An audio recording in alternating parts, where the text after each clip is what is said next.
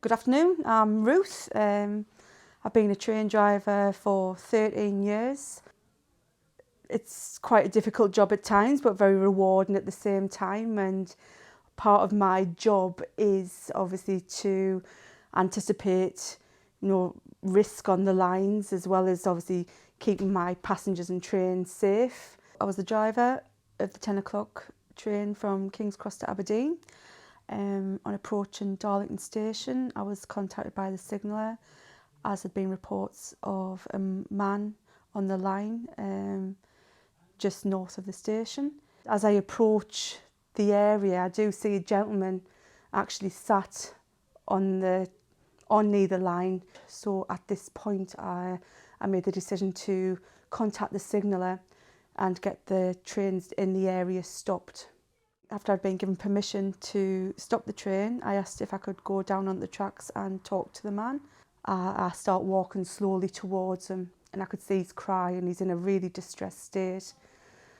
And as I'm walking very slowly towards him, I shout to her.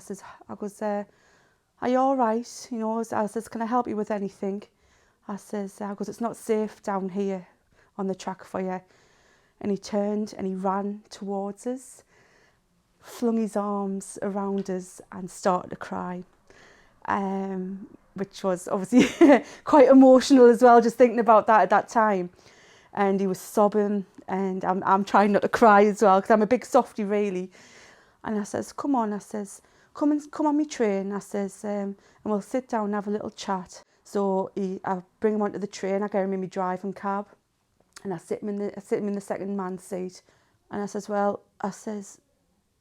if it's okay with you, I have a lot of people on this train. I says, come and have a ride up to Newcastle with us. I says, just so we can get the train moving.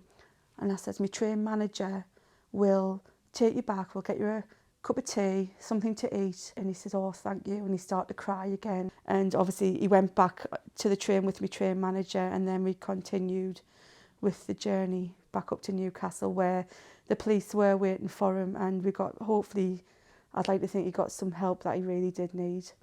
Sometimes you hear this statement, oh, there's somebody on either line, and everyone just goes, oh God, don't they? Like, how long is this going to take? How long are we going to be delayed here? And it's very easy to do that, and I think if you think about it, that could be your brother, it could be your sister, it could be your mum, it could be your dad. And I would like to think that somebody would stop and help a member of my family, or stop to help a friend.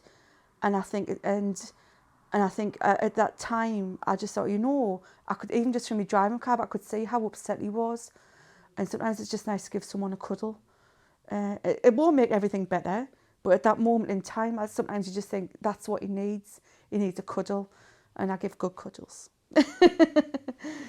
Either reach out to Samaritans or come and talk to somebody, or just take yourself away and just have 5 minutes. Don't just sit in silence and suffer, because you don't have to.